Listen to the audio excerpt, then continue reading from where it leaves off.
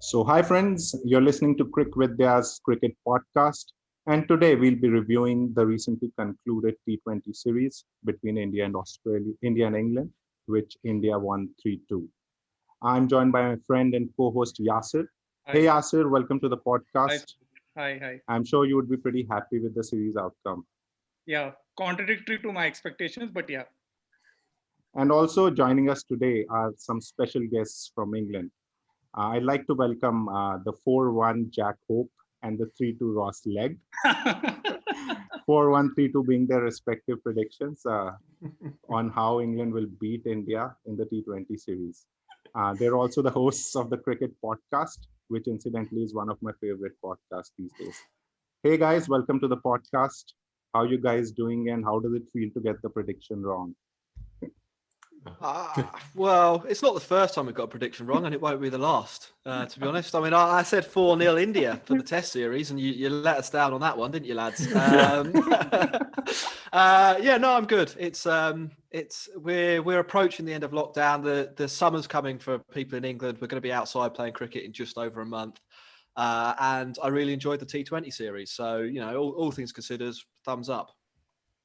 Yeah, there's also a bit we have to live and die by the sword, right? If we're going to sit and articulate why we think T20 should be played in a different way, we then need to say, right, actually, KL Rahul is a ball eater. He's not a great T20 player. And we say the IPL should be weighted more than T20 internationals. And that's the way we have to play this, right? And so if we don't then go, oh, England should beat them unless they change their strategy, then we're hypocrites, right? So we have to do it. So, to our listeners, before we move forward, don't forget to like and subscribe our YouTube channel and follow us on Twitter at the rate CricVidya. And Ross, as Jack says, do you have any message for your listeners? I love Kohli so much. Dhoni is an inspiration. No, actually, you should like and subscribe on at the Cricket Pod on either Twitter and Instagram and on our YouTube channel. So thanks very much for having us on. We're looking forward to chatting about the T20 series. Yeah. So, guys, if you've not heard them, do go and check their podcasts immediately. They have a really good analysis and a good sense of humor. So, you'd really enjoy it. So, guys, we'll start then. So, I'll first start with a very contentious question. According to you, as of now, which is the better team, India or England for the T20? Jack. So I think it's a really tricky one, this. I think that England have a few questions to answer after this series. I still think England's strategy is correct. I think they maybe need to review who they pick for their strategy to maybe boost their game up and go ahead of India again. So I think between these two nations in T20 cricket, you can kind of look at it a bit like an arms race. So one of them will try something, then the other will react to it. And in white ball terms, they've been doing that head to head probably since the last T20 World Cup. Before this series, I think England were ahead. Now that India have successfully integrated Surya Kumar Yadav into the team, look like they'll pick Ishan Kishan when he comes back, and have, maybe worked out a way of bowling that works very well in Indian conditions, particularly against people who are trying to slog the ball. I think they've edged ahead in the arms race. It's very close though, and I do expect over the next 6 months the boffins behind the England cricket team to go away, have a think about it. Maybe come the T20 World Cup, we'll see a bit more Moeen Ali, and I think it'll be really close if these two meet in the final. I would maybe back England because they have won a World Cup recently. I think when the chips are really down, the composure and the calmness helps, and I don't know whether Virat Kohli exudes the same aura of calmness. Basically, I don't know what you guys think or Ross thinks, but it's really close. So 55% England, 45% India, something like that. Ross, what about you? So I think England and India in the series, I think they came in with a lot of questions to be answered, and I think India actually answered some of those. So in our preview show of the series, and after we smashed you in the first T20, there was a big thing around, right? Are India actually going to adapt to playing T20 cricket instead of playing ODI cricket? And the signal of intent from Ishan Kishan just completely showed the BCCI, oh, actually, there is another way of playing. They've already got the cash cow of the IPL there that's been right in front of them, but maybe they've been blinded by the reflection from their Rolex that they just couldn't be able to see what was right in front of them. So I think from an India point of view, it was a mega series. That was a huge statement, I think, to some of the other countries. As Jack said, they figured out a good way to bowl against the England lineup, and you'll be sure that other teams will follow suit, and they'll be like, right, that worked. As we saw in the World Cup, really. So Imran Tahir took, I think, Johnny Bairstow first ball. They opened up with the spinners, and then every team opened up with spinners in that World Cup. So there has to be a way of pushing this England team outside of their comfort zone. And I thought India did that really well, even lacking someone like Ravi Jadeja and Bumrah. And I think that it's a great sentiment to see the depth in talent that India have. It'll just be around if they select the right people. So true. I think Jack's point was probably really great on that. Morgan is probably a calmer captain than Virat Kohli, and we saw that yesterday also when the team was India scored 225, but still Morgan was completely calm and had that confidence that the team can still do it. So that will play a big role come the World Cup and the knockout matches, where incidentally India doesn't do really well. So I think the captain duo that now India has, I think that might help them, because then Rohit Sharma comes in whenever there's a critical kind of situation and takes over the tactical part of it. So maybe it's figured out. They understand the weakness that they have, and they're trying to bridge that gap by having those two.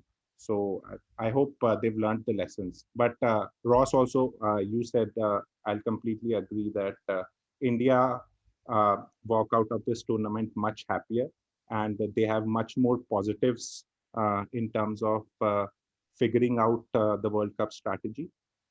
So they gave themselves a chance, right? They actually mixed things up. So in the build up to the World Cup that England won and India didn't even get to the final of, we played a very similar team in nearly all of the warm-up games, because Morgan had this thing in his head where he's just like, and there's a documentary after it, and he said, I wanted to continue to play the players who were more than likely to be in that starting 11, because there is that calmness, there is that playing under pressure, and there is knowing how your batting partner at the other end is actually reacting in those situations. And they've obviously got in with the same tact here, where actually they should have mixed things up a little bit. They've had like Moeen Ali in the bubble. They've had Matt Parkinson in the bubble. If Adil Rashid gets injured, that is a huge blow for England's chances in that World Cup. And we are none the wiser around who would actually step in, if at all, to be able to replace that kind of role.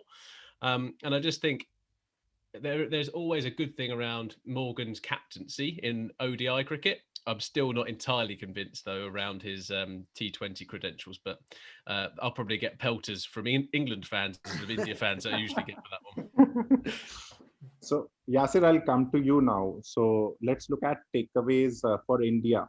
Rohit, in his post-match conference, said that while we have figured out the mix of the team, the batting order that played in the fifth match is still not final. We'll look at the current forms of the players before the World Cup and then decide.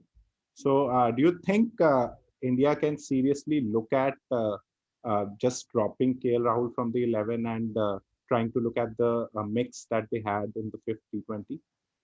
So, before I come to Indian team, one thing I just wanted to point out was that what Morgan was really looking forward to from this series was slow and spinning pitches that would help England get used to maybe 140, 150 kind of scores. That has not really happened. And that is what Owen Morgan also mentioned yesterday in his in the presentation as well, that it's been little flat pitches and not the slow spinning pitches that England can expect in India. So that's one aspect. On India, so when the series started, Virat was very articulate that KL Rahul and Rohit Sharma are the premier openers. Now 4 matches and he has changed that tactic, and he in fact he said yesterday that in IPL he's going to open, and they look forward to that combination possibly going forward. So I'm not sure. And the important thing here is the IPL is going to be a very important factor in deciding who's going to be the 11, 12, 13 players who will be part of the setup. KL Rahul has to realize that India will value him if he plays in the 2016, 17, 18 IPL mode, very attacks, and rather than the controlled avatar that he has, because I don't think that is going to work. So if he does that, if in this IPL he plays in that attacking fashion, then he definitely has a role. Otherwise, no, I don't think so. Now with the way Indian team is going forward, with the kind of players that they have, unless KL Rahul plays in that attacking mode, he'll find it difficult to come back. True. So guys, any views on the Indian batting lineup? Do you think they can go with the lineup that they have in the 50-20, or you think that was just an experiment and they would probably go with that 5-bowler approach? Jack? Let me just bring it up. So I liked that India batting lineup. So just to run through it quickly. So it was Rohit Sharma, Virat Kohli, Surya Kumar Yadav, Hardik Pandya, Pant, and then Shreyas Iyer. The one person who I think maybe sticks out in that a little bit is Shreyas Iyer. Yeah. What exactly is his role in that team? So yesterday it's hard to judge like how that team will work exactly based on yesterday's match, because India scored 225 for 2, so we only saw 4 of the top 6. In those conditions and the way they were playing, like it's like I don't know, what do we necessarily learn? We knew Rohit could bat like that. We from the IPL we knew Sky could play like that, and we know that Kohli is going to anchor the innings in exactly that way. I'd maybe throw that back to you. Where do you see Shreyas Iyer fitting in? Because he had 2 good knocks in this 5-match series. He had the one that kind of got India up to an okay score. I mean, look, granted the game's kind of gone, and getting 60 or 40 is maybe, just prolonging the agony a little bit from an Indian perspective. But then the third, or was it 4th T20, where he came in with about 5 or 6 overs left and scored a run of ball or 2 runs of ball, 35. Perfect innings. Do you think he's actually capable of being that flexible moving forward, or would India be better looking at Ishan Kishan there? Because that's what I would do. It would be Ishan Kishan in that team above Iyer. I just like the upside that he offers more than Shreyas Iyer's. So I'll probably agree with you, but going into this T20 series also, everybody thought that Shreyas Iyer was the player who would probably get dropped, and the team all the talk about being more aggressive. So he was the one who will get dropped, and Sky and Ishan Kishan will come in. But their plan actually got misfired in that first match when he was the only player who actually performed, and then they had to persist with him. But he showed in the 4th T20 that he can play that role. So if he can do that consistently, I doubt it, because India has a history of trying to get a player who is good for that position or a role, but trying to get another player and make him play that role. So they have done that earlier also with Manish Pandey, kind of a player trying to finish in ODIs, and that has actually not worked. So I'll probably agree with you that Shreyas Iyer does not really completely fit into that 11, but ideally just that they're not finding a reason to drop him. He's been performing since the time they wanted to drop him. I just sorry, Jack. Yeah, no, I was. He did play well, and I think that actually causes problems for India because I think Ishan Kishan is better than him. But if you want consistency of selection and you want like morale in the team to be good, then dropping people after they play, match winning innings, which he probably did or partly was involved in that win in the fourth T20, it is a kind of a hard thing to do. I think what Iyer very clearly has Shreyas Iyer realized that Surya Kumar Yadav is actually a replacement for him effectively, and unless he was pushed to that he was pushed to perform in that way, and he knows that if he doesn't do that, he'll probably get replaced now. And I agree with you. I mean, Jack, I personally feel that Ishan Kishan will give India much more than what Shreyas Iyer does right now, because and it will be important to see how he does in the IPL, because uh, he's the 125, 130 strike rate kind of a player, and what we are looking at right now is somebody close to 140, and Ishan Kishan probably gives you that. Yeah, well, when it comes to Iyer, it kind of felt like he was like the second anchor off the cab rank kind of thing. Like if Kohli was injured, then you'd be like, do you know what? We need someone in that top six to kind of fulfill that role. And whether that's KL Rahul, because even though he was orange cap holder, his strike rate was what, 138, Yeah. I think, or 135, and actually could never really go up that lit. So it was almost like if he wanted someone to see off the new ball in kind of ODI test match style, KL Rahul's your perfect guy, as long as when he got past the power play and did okay in the power play, he hits his own stumps to get out and someone better than him comes in. So actually, I think India are still a little defensive, just that they have a backup anchor in case they again face a problem of 60 for 3 or 50 for 3. So once they have a few more matches where this top order is able to perform and Shreyas Iyer is just left at 6 or 7, not getting to bat, that is when maybe they'll drop him and get another player. So maybe that could be a strategy. It's interesting, right? Because I think they've built their bowling strategy around defending 160-ish. And they've got the bowlers to do that, and that's a real luxury for a team to be able to have two of the best batsmen in the world kind of opening up for you. You've got two of the most exciting batting talents coming in as well, plus Rishabh Pant, who's set the world on fire in 2021. So there is a bit where they do have that luxury of playing that second anchor, rightly or wrongly. I'm on the Ishan Kishan for life team with Sky as well. But there is a bit for them where they can go, right, well, if we get to that point, Shreyas Iyer can potentially bat with a tail. But again, where's the value of that in a T20? If it is around protecting them and getting them up to always a minimum of 130 or 140, which if you have Bumrah, you have Bhuvi, Jadeja. I mean, I would love to see Ashwin in this side because he is my favourite Indian cricketer. But there is a bit there where you will be able to give it a good go if you're trying to defend 140 against a South Africa side or something like that. You probably won't be able to do it against an England or Australia or the Kiwis. Or the West Indies. Yeah, I think the way to look at a team's batting lineup from an analytical perspective is to basically look at how many anchors you have in your top 4 or 5.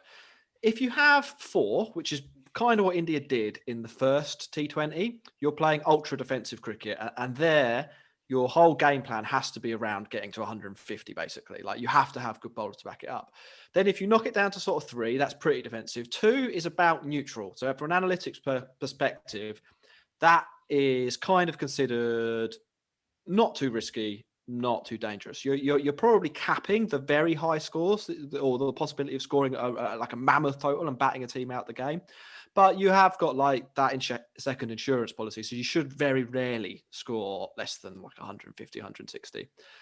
I think you probably want 1 though, which analytically speaking is quite aggressive. But if you extrapolate it out over a long enough period of time, batters with a higher strike rate, or more batters with a higher strike rate in your top 4 or your top 6 will lead to more runs. What it also does, unfortunately, is lead to sort of more scores where you bowled out for 100 or something like that. So you do there is that's the trade-off in that anchor debate, basically. I think India have the talent and the explosive batting talent that they don't actually need that second anchor. I also don't know if their bowling is quite as good as it was in this series. I'd like to see that a sort of a larger sample size of Hardik Pandya as the fifth bowler, for instance, or Shardul Thakur, because I don't. When I've seen them both in the IPL, they've looked a lot more hittable than they did in this series. And like, look, maybe they've learned some new tricks. Maybe the pitches will favour them. There are sort of other factors at play here, but I think that it's slightly risky to go with five bowlers and two anchors. And this is all quite abstract cricketing theory, I guess. But that's when we talk strategically, and this is one of the reasons sometimes we criticise Kohli. It's T20 cricket is effectively an efficiency game. You have 120 chances to score as many runs as possible. And picking players who are inefficient with their run scoring or have or are slow starters, so when they get out, use up a lot of balls, which is inefficient, without giving much to the team, is not the optimal way to play the game. And that's the one area where I think India's selection could still default to something slightly negative that could get them in trouble against a team that really do go for it in the World Cup. And I think probably the World Cup feels slightly more open than us as England and India fans think it is. I don't think. I mean, like, people talked about that fifth T20 like it was a warm up for the World Cup final. I would probably be surprised. I think I would be surprised if both teams made the final. They might be the best two teams, but I don't think it's not like they're galaxies ahead. The 2019 World Cup in England, I thought England were a fair way ahead of the rest of the international field going into that format's World Cup. And I think in the World Test Championship, India were a fair. I know it kind of got a little bit close at the end, but had the cycle been normal, then they'd have made it easily to the World Test Championship final. They're by far the best Test team in the world. T20, I think, you've got India here, then England hovering around in that arms race. But then, like, the West Indies, they'll fancy it. I think the Australians, if they can get a team out, because you never exactly know who they're going to play, they'll fancy it. And there's a lot of good New Zealandish New Zealanders knocking around as well. Dare we say it? The Pakistan team won't look too bad when Shaheen Afridi is rocking up with bowling his 4 overs, right? Yeah, even South Africa have got De Kock and Rabada and Nortje, and De Kock is well capable of scoring a century against any of the teams we talked about there that wins the game for South Africa, and those the margins are way finer in T20 cricket, so I think it'll be a good World Cup. So Ross, we'll come to you now and talk about the England batting lineup. So. Do you think they got their strategy right in terms of the batting order? And specifically, do you think they lack one more finisher? So I think it'd be great to see Pujara actually drafted into the side, because I think CSK, they're the big brains of the IPL, right? So we need to trust what Dhoni has to say about everything, and picking up Pujara, even as a pity pick, there must be something there where he's got some ability at the T20 that we just can't see with that reputation. I think more seriously, I think Kohli opening up is a good thing for them. I think Rohit and Kohli, that is going to intimidate lineups. And I think that is the big bit about T20 for me. When someone's coming in and they are bowling to Chris Gale and Kieran Pollard, they're not sitting there going, oh, this is going to be a walk in the park. They're sitting there, these guys actually have the capability to smash me for 6 sixes in this over. Ishan Kishan falls into that category. Well, it's not quite in the Gale kind of makeup, but it certainly has that fear factor. And when he played, England had to change their bowling strategy. And I think that is the bit for me where if you can subvert, I think Jack there was a term for one of the podcasts that Jack used about 4 or 5 times, but if you could subvert the other team's strategy and approach to that game, that is a huge win straight out of the blocks. You're already kind of like 5% of your way there to winning that game. I think in terms of the rest of their lineup, I'm not like I don't think Thakur's going to play right when you've got your full team out. But when you pick your best bowlers, like Bumrah is a genuine number 11. He should regardless of that first class 50 he hit in Australia, which was embarrassing for the Aussies who was playing against him. There's nothing there to scream, oh, Bumrah should be out. And actually, it doesn't matter, right? In T20 cricket, how often do you actually bowl out a team or have the number 11 in play? When it comes to Jadeja, we know how great he is. And I think as a finisher, I mean, if you're looking for an outlook, he's probably one of the best players in world cricket, right? And India have been able to muddle through without him. Him coming back in is just a huge bonus. Is Washington Sundar or Akshar Patel your best kind of spinners in that space? I mean, I mentioned it earlier around Ashwin. I just don't think they are. And I think there's a... maybe a little bit of bias because Kohli is the RCB captain, Washington Sundar kind of plays for them. And what you said earlier, I think, was around how the IPL goes will indicate who fits those roles. Jadeja's name's one of the first names on the team sheet for me, and I think that fulfills that finisher role. So Ross, now we talk about England. So England, have been struggling with getting their batting order right, I would think, because Morgan doesn't get a lot of balls to play. And in this series also, their middle order was kind of not performing that well. So do you think from an England point of view, now Butler opening, they lack a finisher, and does the middle order seem perfectly right to you? So I think England were a bit of a shambles actually yesterday with their kind of batting lineup and approach. I think Butler has to open. I think every single indicator you can possibly take is that Butler is England's best T20 batsman. Like, he should be facing as many balls as humanly possible because he has that ability just to walk out and time the ball straight out of the middle after 2 balls. Like, what? That is such a rare talent to have. And Rajasthan Royals, when they put him down the bottom of the order, missed a trick there. So I can see them opening with Stokes and opening with Butler when kind of the time comes around. I think it is difficult for England because we have so much talent in that top order, right? There's been a big conundrum over Milan and whether he's too much of a ball eater and kind of sits there. But we saw him yesterday play really, really well. Whereas someone like Johnny Bairstow has proven time and time again just how good he is in white ball cricket. So whether there's that debate of Bairstow moves down, I'm not sure Stokes is actually as good a T20 player as English fans will tell you he is, or kind of the bank balance he's got because of the IPL.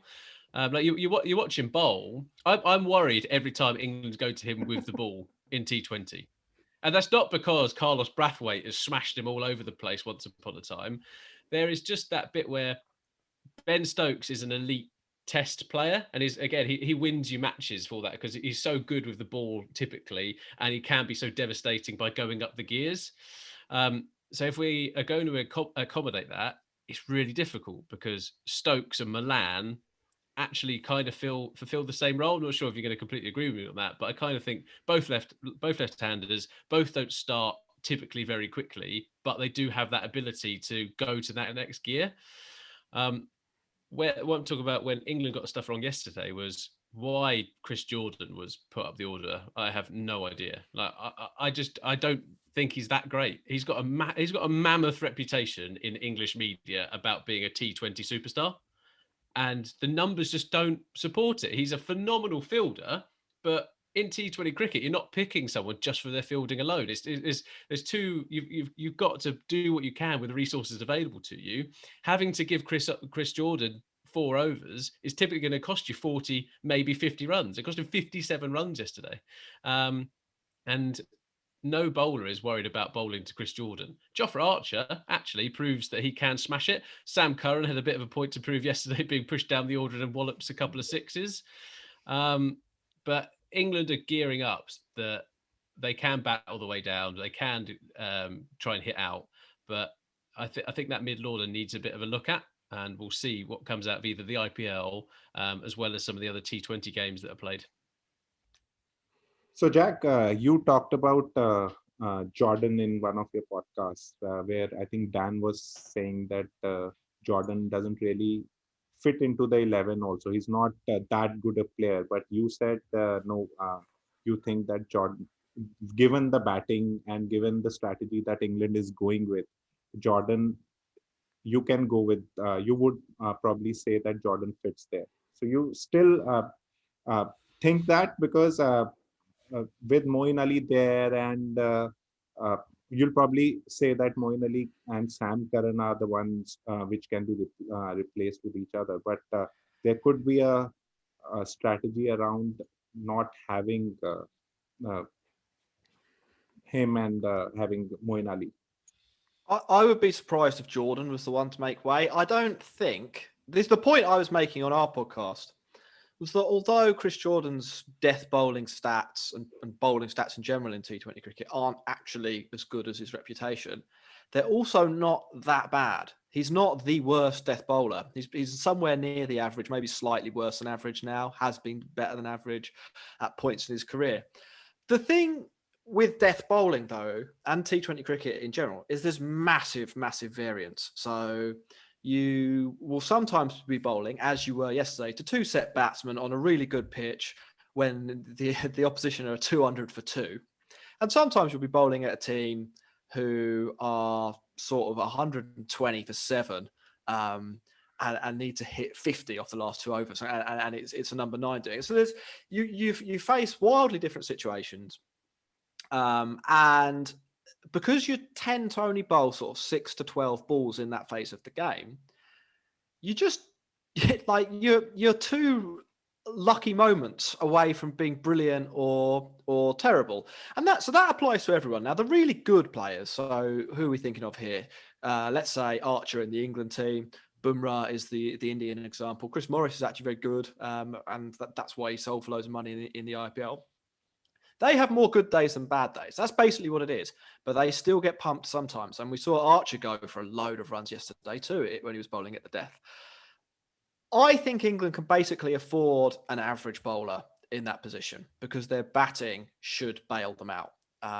What they can't afford is a subpar bowler in that position. So, you know, if over the next 6 months, Jordan continues to disintegrate, then maybe they need to look at it. But I think based on what we've seen in this series, you know, he went for 100. He went at about 11 and over the series, which is a lot. It's not 13 or 14 and over, which is sort of what Tom Curran would maybe project to go at. And that's the alternative England have. They either haven't had a look at enough other players, or they don't trust enough of the other players, or those players aren't playing in high profile franchise leagues where you can get data that will demonstrate one way or the other whether they may be a better option. In England's current player pool, Jofra Archer is the best, Chris Jordan is second best. In the world, Jofra Archer is near the best, and Jordan would be somewhere near par. It's a restriction that England have based on their player pool, and they won't be the only team in world cricket who have to try and sort of muddle their way through with that. We've talked about New Zealand. I mean, who's going to bowl the death overs for them? I mean, is it going to be Trent Boult? He's not a great bowler at the death, but he might be their best option. Is it going to be? It's definitely not going to be Jameson. It's not going to. Well, Jameson got pumped, so here we go. Right?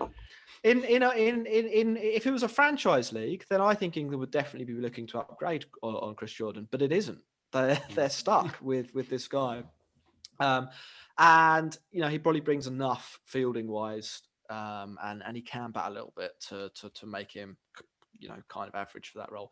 I think England's general bowling plans probably need a little bit of a review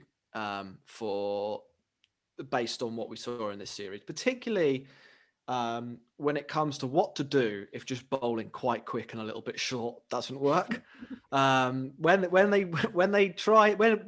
really got punished, and this was the same across all the matches. It was when they were digging it in, and the Indian batters were equal to it because the pitch, you know, either wasn't quick enough or wasn't too paced enough to cause problems. That's, you know, where the improvement is. I think their batting lineup is fine. I think in general as well, the strategy that they use, a lot of those players can be quite interchangeable, and They know exactly what they're supposed to do when they go out there. They can bat up and down the order. You can keep your left hand, right hand combinations. I think all of that you can virtually ignore from an English perspective. It's so right or so close to being right, and the other options are so negligible either way. That's not really an issue. But I do think, the Moeen Ali question is something that England need to have a look at, and what do players like Mark Wood do when just bowling fast isn't enough? Learn how to bowl a Yorker would be great. So yeah, I think these players, when they play in IPL, they are made to bowl Yorkers. So even Archer and Jordan. But England somehow have a strategy of not really bowling Yorkers.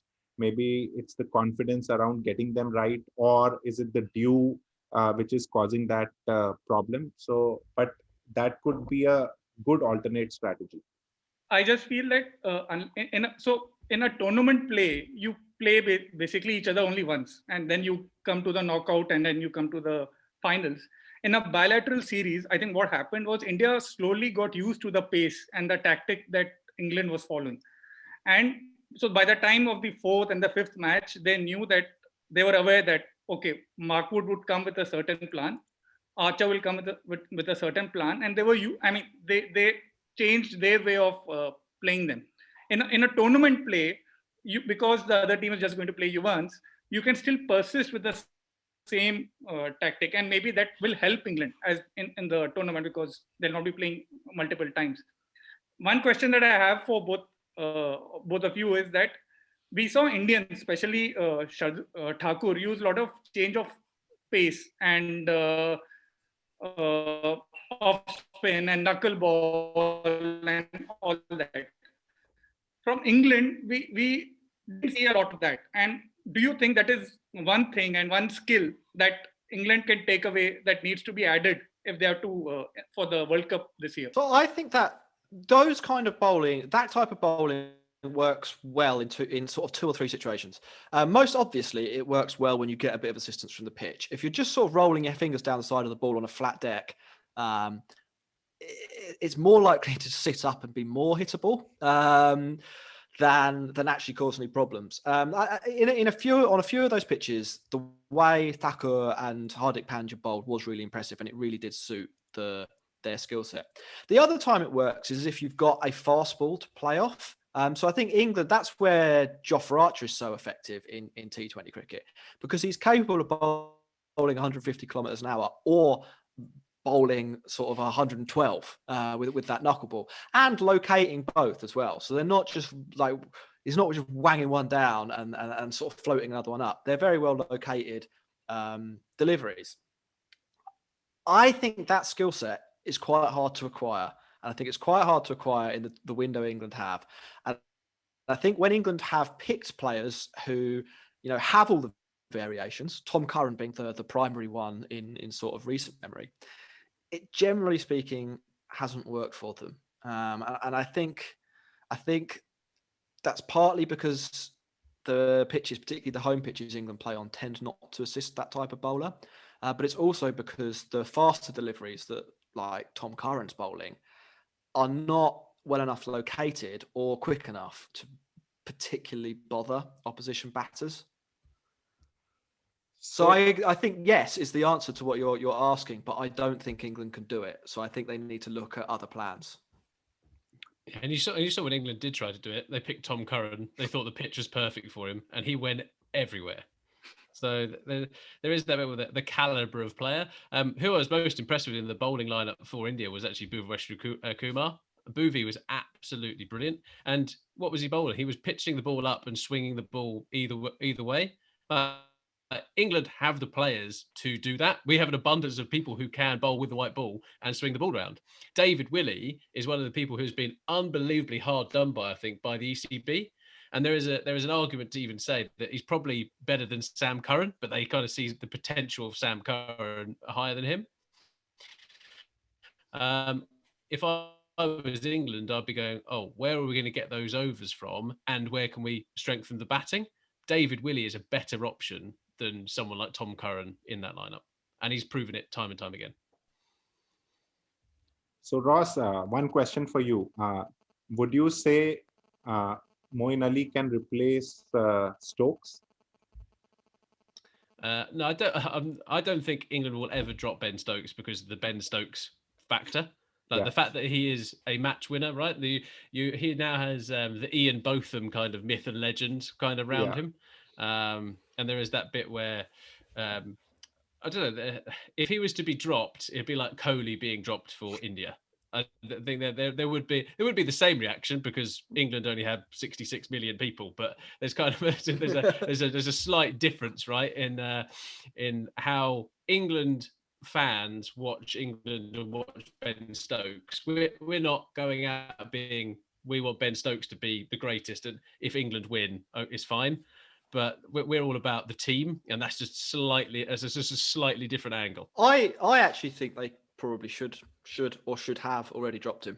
I think if you're going to get rid of Root, which they basically have done, and I think they're probably right to do that, then the same logic should say that Stokes shouldn't be in the side. I think, and Jack from a year ago would probably criticise me for saying this, but I think Sam Curran is probably a better T20 player than Stokes in that he offers a point of difference in how he bowls.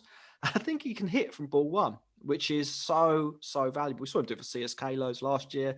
Seen him do it for England a few times. The way Rajasthan Royals used Ben Stokes last season and how they use him this IPL season could provide a way of how Ben Stokes can fit into the England T20 lineup. Maybe top of the order.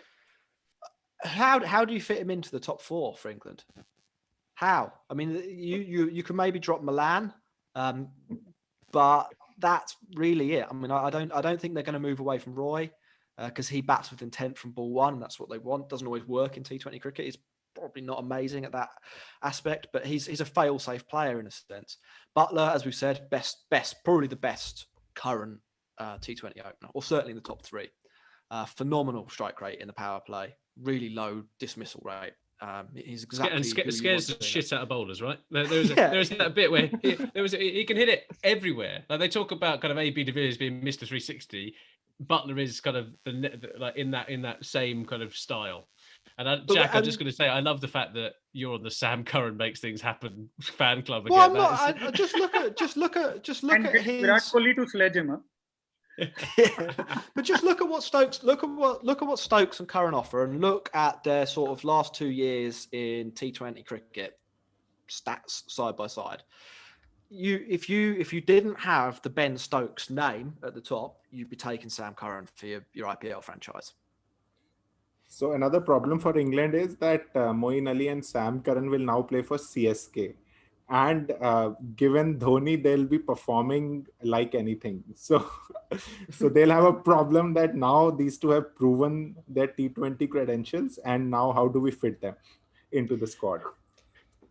Well, it's interesting for the CSK, right? Because last year they decided to play like an OAP side, and they had like Sam Curran as like the colt who was playing kind of just like, it was someone's son who came in and be like, he's going to be pretty good one day. Let's give him some opportunities to have a game of cricket. Whereas all the old duffers were kind of sitting there going, "Oh, I used to have a strike rate of 160, and I've won a couple of championships." So yeah, I think in England will definitely face that problem because CSK would have these two playing a very central role this year. So let's hope that they can prove themselves, and maybe it'll be better for England to have them in the squad. So now let's try to wrap up, and we'll ask you a couple of controversial questions. So first, who is the best captain amongst Morgan, Virat, and Rohit Sharma? Jack, you go first. I mean, it probably is Rohit Sharma, isn't it? I think in T20 cricket, I think what Morgan has done well for England and why he is so well respected is that he has led a massive transformation of, quite a conservative cricketing culture to turn that into the most forward-thinking cricketing nation in the world. Before Morgan, there's a really clear demarcation in the pre-Morgan and post-Morgan England white ball eras in terms of who they pick, how they play, and most notably the results. I mean, Morgan has been brilliant there. On the field, in T20 cricket, I don't love his decision making. I like his calmness under pressure, but I don't love his decision making, and I think, he must have input into how some of these bowlers bowl, and he must take some of the responsibility for, the perceived lack of a plan B from an English perspective. So, Rohit, Morgan, Kohli, from my perspective. Yeah, I think from if you saw it yesterday, right? There was a bit where Joss Butler got out and Virat Kohli chased Joss Butler off the field, and there's now a bit what the umpires cited him for swearing and that kind of thing. You're just like, when you have like a country of 1 billion people that are behind you, and you've got a mass set of cricket fans across the world, there's a bit where who is more kind of statesman-like? Who would you rather kind of have in your corner to kind of be like, do you know what? You want a bit of calm decision-making. You want people who can rally around, and you also want people with a track record of being a champion. Virat Kohli has a good record, right? Rohit Sharma's record in T20 cricket is just better. He's got more T20 medals that he can hang around his neck. Like, he can walk around and just be like, "Oh, Virat, where's all your T20 medals?" And Virat's going to be just that would kill that bloke's ego, right? Morgan, I agree with Jack. We've said actually for a while that on our show, saying that Izzo and Morgan the best T20 captain possible. In England, he probably is. There's probably not too many people you're looking at kind of in the T20 blast and you're going, oh, actually, we could draft in X, Y, Z. Moeen Ali actually has a pretty good record at being a T20 captain in England, but he's not going to captain this England side. He did, I think, was it against Ireland, or we did it in the summer last year, kind of as a backup. But then he's not playing now. There's a bit of, I think there's a bit of a Morgan boys club, and I think there's a bit of an RCB fan club under Virat Kohli. Whereas they've got Rohit Sharma, who, if the Mumbai Indian club was to go, they're not going to do too badly, really, because they are the Mumbai Indians are the best T20 side in world cricket. I don't think there's any doubt in my head, other than Nathan Coulter-Nile, who should not be anywhere near that side. So Yasir. Yeah, I mean, so my order is Rohit Sharma, Morgan, and Virat Kohli, and 3 for 3, 3 for 3. And there's a possibility that we lose all our followers today, but yeah, at the risk of doing that, and both of you should know, in India there is like 600 million followers of Rohit Sharma and 600 million followers of Virat Kohli, and these two universes are at each other. But yeah, I mean, and there are reasons for it. You see a certain stability in the way Rohit goes about his work. With Virat, you see that there's a lot of chop and change. There's a lot of, you can say, fickle nature in the way he goes about the team composition. And it so happens, and this is a joke that we all say, that RCB come to know about their playing 11 at the end of the tournament in the last match. Yeah. And this happens every year, season after season. So there is a reason for that. I will say one thing just to defend Virat Kohli. I think he's a much better Test captain than people give him credit for. I think people see how he is in the IPL and in T20s and even in ODIs a little bit, and they think that that's who he is all the time. I think in Test cricket, sometimes you need that kind of emotional energy because it's a hard game and there are ebbs and flows and even in matches that you're dominating, there are going to be hard spells. So having a guy like that who's so up for it, I think that's when his emotional energy is really useful for it's India. An interesting thing, Jack, because I mean we talk about batsmen and bowlers adopting to 3 different formats, but we don't talk about captains adopting the 3 different formats. And for instance, Dhoni was very good in white ball, but you could say that his Test match credentials as a captain could be questioned. Okay. And to that extent, Kohli is the opposite. He is excellent as a red ball captain, but possibly can improve on his white ball captaincy.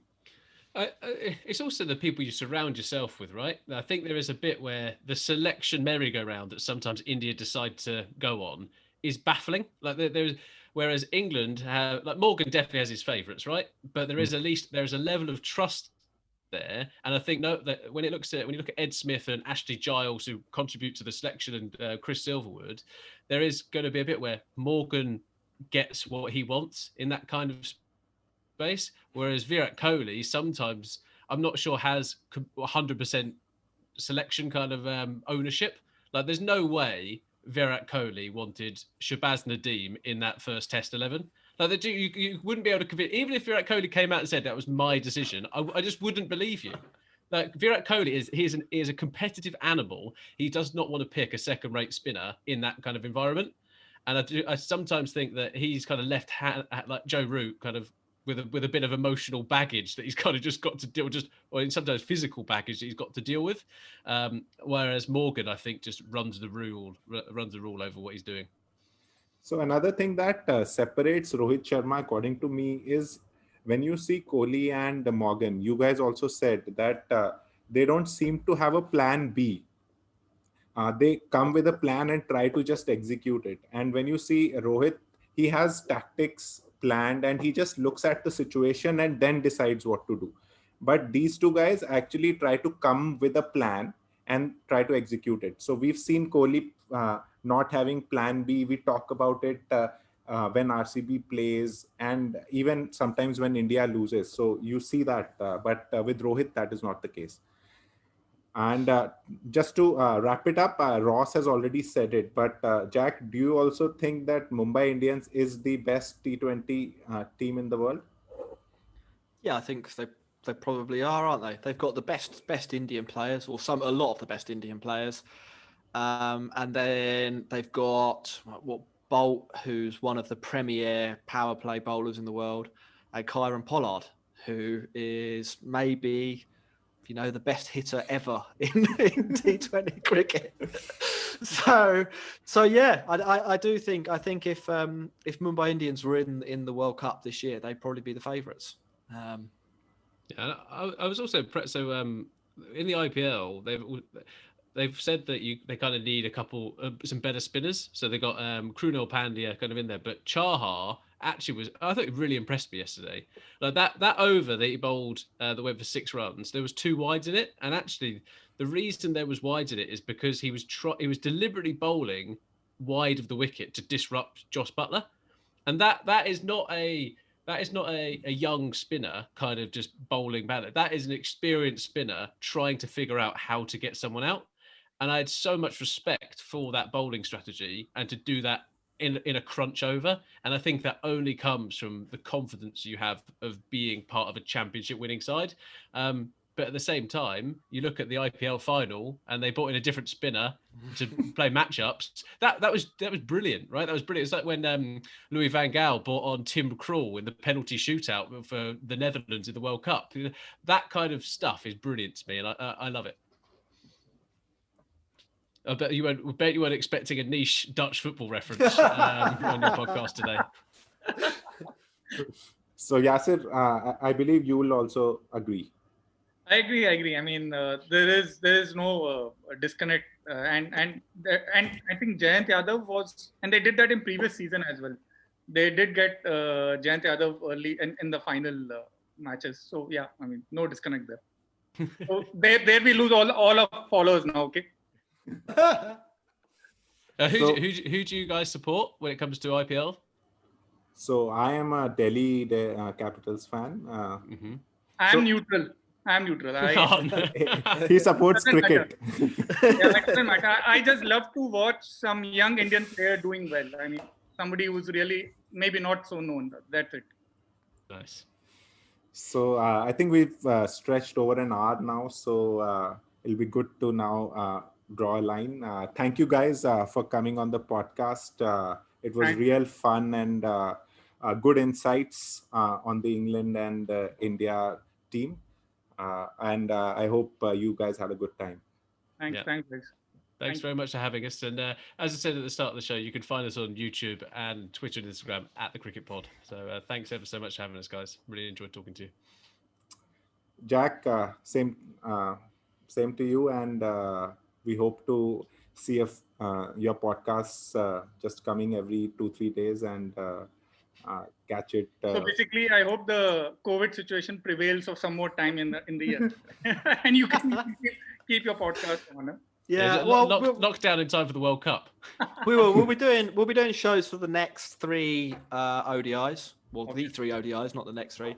And then we'll be doing either twice a week or 3 times a week for the IPL. We're not exactly sure on that. It will depend on our situation and stuff. Yeah. But there'll be plenty of cricket content. Yeah. And keep the sense of humor going. So that is the best thing. All the best, guys, and enjoy having Steve Smith in your Delhi team. So there's a rumor that he might not just show up. You know, that is the dream, right? And Alex Hale's getting drafted in instead of him. That would be brilliant. So thank you, guys. It was fun, and we hope to see you again. Cheers, mate. Cheers. See you later, guys. Bye. Bye.